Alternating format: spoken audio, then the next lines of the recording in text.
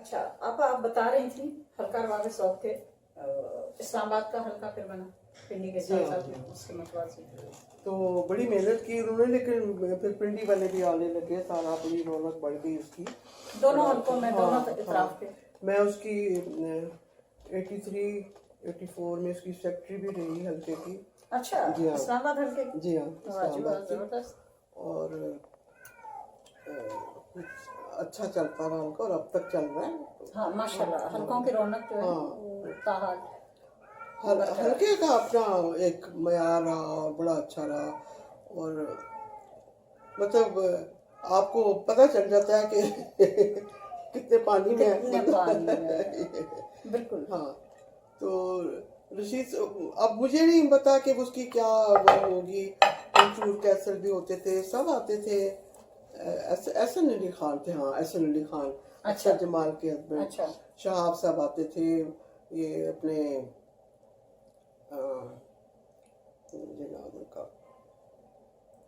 ضیاء جلندری اور یہ جتنے بھی سینئر تھے اس زمانے کے نا وہ سب آئے. بہت سارے. تو آپ نے ان ساروں کے ساتھ کام کیا تو ملنا جلنا مطلب کالم میرے جو ادبی کالم ہے نا، یہ آپ کو پوری تفصیل ملے گی، صرف حلقے کی نہیں بلکہ انہوں نے بنائی ہوئی تھی. منشا صاحب نے ایک بزم کتاب بھی تھی اور بڑے اچھے ادبی فنکشن ہوتے تھے. صحیح. اور یہ لوگ وہ کرتے رہتے تھے اپنا. صحیح. تو آپ افسانے لکھتی ہیں مختلف اس میں؟ جی جی. کن کن میں شائع ہوتے رہے؟ کیا سلسلہ؟ افسانے میرے سارے فنون میں اور آنکھ میں علامت اور یہ جو تھا مجھے اب نام بھی نہیں یاد آ رہا، عذرا عسکر جو رسالہ نکالتی تھی اس میں، اور ادب لطیف اس وقت جتنے بھی تھے اس میں. ہاں میں کم لکھتی تھی لیکن وہ یہ ہے کہ چھپ. اچھا آپ پر افسانوں کے حوالے سے، نثر کے حوالے سے کوئی خاص سوچ نظریہ، جیسے فیمنزم کے تحت کچھ لکھتے ہیں، کچھ خاص خواتین کے حوالے سے لکھتے ہیں، کچھ سوشل اس پر لکھتے ہیں، کچھ کا سنیریو جو ہے وہ اور طرح سے ہوتا ہے کسی نہ کسی وابستگی سے. ہاں میرا ایک آپ کا کیا جی خواتین کے مسائل بھی ہیں اس میں. میں نے اسلحے پہ لکھا ہے، وار پہ لکھا ہے. بطور جرنلسٹ جو ہے وہ نہیں افسانے جو مطلب وہ آپ کے پاس علم تھا نا. ہاں وہ مطلب یہ ہے کہ اس میں آئی ڈونٹ نو اس میں جرنلزم کا کتنا تعلق ہے، لیکن وہ تو پھر آپ اپنے ارد گرد دیکھتے ہیں لوگوں کو تو کہانیاں ہوتی ہیں، کچھ سنتے بھی ہیں. اور مثلاً میں نے دیکھا کہ وہ میرے ہسبینڈ کے نا ان کی ڈنرز وغیرہ جو ہوتے تھے تو وہ دفتر کے جو ڈرائیورز جا کے ہوٹلوں کے باہر انتظار کرتے رہتے تھے. تو وہ بیچارے تو وہ اس میں نے ایک ڈرائیور کی ہاں وہ کیا.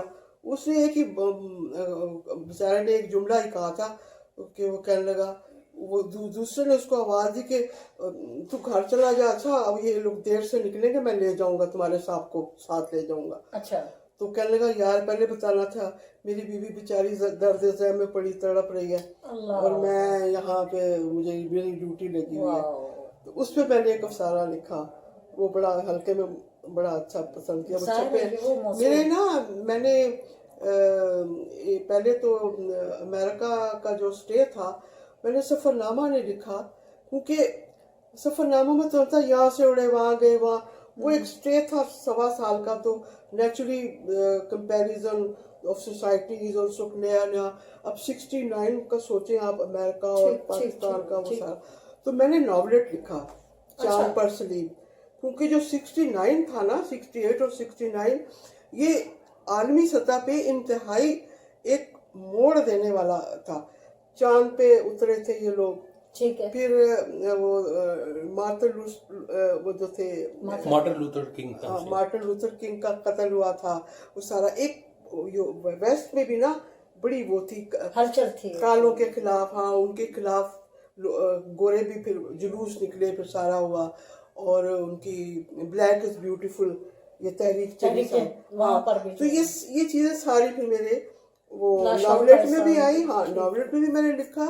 फिर ईस्ट पाकिस्तान का और इधर का जो चक्कर चल रहा था 69 से कि भाई Bengali how they were thinking in states में, वो सारा तो वो इम्प्रेशंस तो आते हैं ना जो कुछ होता है फिर सारा, क्योंकि मेरी सोच इतनी महदूद नहीं रही थी ना कि घरेलू सतह पे होती है जिस तरह जो होता है घर के प्रॉब्लम ये वो सारे, लेकिन साथ साथ एक बैकग्राउंड चलता रहता आपका, पॉलिटिकल भी और इंटरनेशनल भी और सोशल भी और एजुकेशनल भी, सारा चलता रहता है।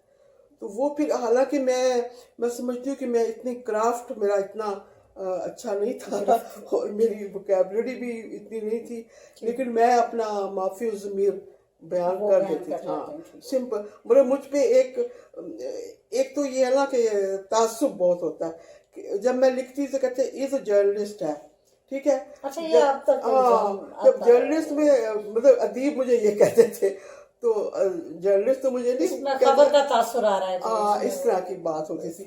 हालांकि ऐसी बात नहीं थी वो, मतलब वो क्योंकि वो जो हल्के की भट्टी से निकल के कुंदन जो बनना होता है। तो मेरे हैं 3 मजमूए हैं अफसानों के, दो, एक नॉवलेट है, 2 नॉवलेट हैं। अच्छा, दूसरा है जागते लम्हे जो कि मैंने 65 की वॉर से लेके फिर वो जो हमारी हॉस्टल की ज़िंदगी थी मुख्तलिफ, वो भी उसमें भी ख़वातीन के मसाइल भी हैं, नेशनल इश्यूज़ भी हैं। जागते लम्हे वो मेरा एक नावल है, और चांद पर सलीब है चांद ये, पर सलीब। और अदबी हल ये जो है महफिल, ये फिर सारी फिर मैंने ये 80s में ज़्यादातर छपी मेरी किताबें। अच्छा, फिर मैंने आंचल की आग अफसानों का मजमू आया, फिर ताक पे रखा सपना, फिर अब सबसे बाद में जो आया, फिर मैंने कुछ सर्वेस किए। फिर बच्चों के लिए साथ इन्होंने नेशनल बुक फाउंडेशन वाले ये मुकाबला होता था इनका बच्चों के उस पे, तो मुझे 2 अवार्ड मिले उसके, फर्स्ट मेरी एक पहला और एक तीसरा, मतलब कैश अवार्ड होते थे उनके। Cash award. हाँ फिर अब तो खाली ट्रॉफियां पकड़ा हाँ देते हैं या शील्ड कैश पकड़ा अवार्ड देते थे। हैं।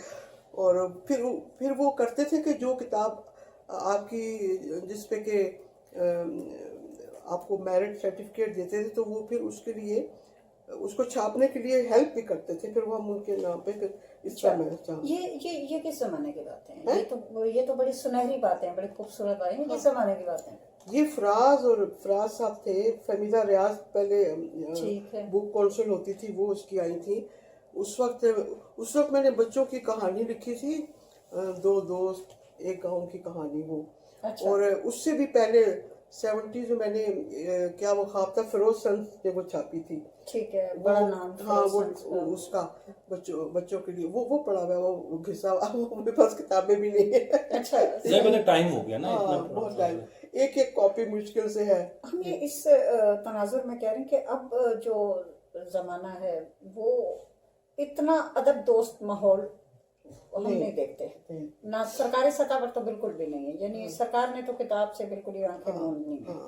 ठीक है, तो जब किताब जो है, हम यही नाज़रीन बात करते हैं कि अदीब, जब तक आप अपने अदीब को अपने मंजरनामे में नहीं शामिल करेंगे, जब तक उसको वहाँ पर सकाफत, फ़न, अदब, फ़नून लतीफ़ा की ये सारी शाखें जो लतीफ़ एहसासात से जुड़ी हुई चीज़ें हैं, वो सारी फ़नून लतीफ़ा में आती हैं। और दुनिया फ़नून लतीफ़ा से कौमों के मिजाज जानती है। आप भले ही बयानात देते रहें कि आप एक मुतमद्दन कौम हैं, एक तहजीब याफ्ता कौम है, लोग ये देखेंगे कि आपके फ़नून लतीफ़ा में कितने काम है, क्या रविश है।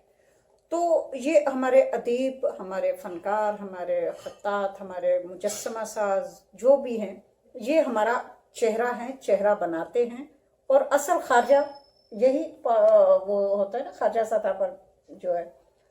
तो हम ये जानना चाहते हैं कि अदब पर इन्हतात की कैफियत कब तारी हुई, किन एतबार में, क्यों, क्या दानिस्ता इसको बैकफुट पर ले जाया गया, या ये तो अब फिर कदरे अच्छा ज़माना सोशल मीडिया का, दोबारा लोग शायर और अदीबों से वाकिफ होना शुरू हुए, वरना एक ज़माने में तो PTV पर चंद महदूद नाम चलते थे। मैं इसको इन्हतात तो नहीं कहूँगी, मतलब ये है कि अब पस मंज़र में मैंने 50 साल افسانے لکھنے کے بعد مشکل سے 2 افسانوی مجموعے چھاپے. ٹھیک ہے. اب تو یہ ہے کہ وہ کہتے ہیں نا کہ کاتا اور لے دوڑی. یہ تو اب کا ہے نا, ہم اس دور کی بات کریں, سوشل میڈیا سے تھوڑا پہلے کی. ہاں اسی کی بات کریں نا. وہ یہ ہوتا ہے کہ پھر وہ لوگوں میں تو میں نے دیکھا اتنی کتابیں آ رہی, ادھر انہوں نے لکھے اور ادھر کتابیں آ گئی ادھر. اب یہ مسئلہ وہی ہے کہ کتابیں آپ کی ریچ میں ہے کہ نہیں ہے, آپ پڑھ رہے ہیں کہ نہیں ہے. مطلب کوئی پتہ چلے, جب تک ہم پڑھیں گے نہیں تو کیسے پتہ لگے گا کہ لکھا تو جا رہا ہے. دیکھے نا پبلشنگ ہاؤسز ہیں, دکانیں ہیں, بکتی ہیں, لیکن نان فکشن پہ بھی زیادہ زور ہے نا. نان فکشن زیادہ پاپولر ہو رہی ہے اگر آپ دیکھیں, کیونکہ فکشن کے لیے یہ ہے کہ آپ کو کرافٹ بھی چاہیے, آپ کو اس کے لیے سوچ چاہیے, آپ کو نئے آئیڈیاز چاہیے. مطلب آپ how can you repeat, keep on repeating کب تک وہی ٹاپکس جو ہیں وہ آپ کب تک رکھیں گے. لیکن نان فکشن سے آپ کی کیا مراد ہے, ذرا کلیئر کریں گے. نان فکشن میں یہ ہے کہ ہسٹری ہے, اس پہ آ رہے ہیں. اور وہ میں نے اتنی کتاب پڑھی تھی وائٹ مغلز, وہ اتنی خوبصورت, مطلب جب ایسٹ, یہ کسی ویسٹرن رائٹر کی ہے, مجھے اس کا نام بولا, سم ویمبلے, ولیم ویمبلے اس کی. اس نے, آپ یقین کیجیے میں نے وہ پڑھ کے میں اتنی حیران ہوئی, جس پہ کہ ابھی شمس الرحمان فاروقی نے لکھا نا سرے آسماں تھے کیا نئے چاند والے, وہ پڑھی میں نے اور وہ دیکھی تو مجھے اتنا وہ لگا. جو برٹش لوگ آئے پہلے ساؤتھ میں, وہ آ کے نظام حیدرآباد کی نوکری کرتے تھے, وہ آ کے یہاں مسلمان ہوئے, ہندو ہوئے, انہوں نے شادیاں کی. یہ ایسٹ انڈیا کمپنی سے پہلے کی بات ہے, جب ہاں اس وقت, ہاں بالکل بالکل, اور باقاعدہ وہ نوکریاں کرتے تھے اور سارا. تو ان کا وہ ایک اور ہی کلچر تھا, مسلمان عورتیں ان سے شادیاں کر لیتی تھی, ہندو عورتیں کر لیتی تھی, اور وہ بھی ویسے ڈریس. جب ملکہ وکٹوریہ کو, جب چرچ آف انگلینڈ کو پتہ لگا کہ یہ تو اپنا مذہب چینج کر رہے ہیں, انہوں نے ان کو منع کیا کہ آپ نے اپنا ریلیجن نہیں چینج کرنا. اس کے بعد سختی شروع ہوئی سارا, اور پھر وہ بڑی خوبصورت کتابیں ہیں. اب وہ ہسٹری بھی ہے اور ناول بھی ہے. آپ اس کو اس طرح نان فکشن ہے, پھر بڑی آگے کہ اخلاق کو وہ کرنے, کیا کرنا ہے, کیسے کرنا ہے, اس طرح کی چیزیں نا, مطلب ریئل لائف سے جو متعلق ہیں اس پہ مضامین لوگوں نے آگے. اچھا, آپ نے یہ فرمایا کہ ملکہ کو فکر ہو گئی ریلیجن کی, تو اس کا مطلب یہ انتہا پسندی جو ہے یہ تو ساروں کی میراث ہے, یہ صرف ہماری ہی نہیں ہے. نہیں بالکل, آپ کو میں بتاؤں کہ جو ویسٹ, آپ کی ویسٹ, آپ وہ کہہ رہے ہیں نا کہ یہ جو ہے ادب جو ہے, یہ تو کامن مینز ہسٹری اس کو آپ کہہ سکتے ہیں. ٹھیک ہو گیا. جو تاریخ نے جو غلط, ہماری تاریخ میں جو غلط کیا گیا, یعنی کہ ہسٹری پڑھانی چھوڑ دی آپ نے, پاکستان اسٹڈیز پڑھانی شروع کر دی, جو مرضی اس میں لکھنا شروع کر دیا.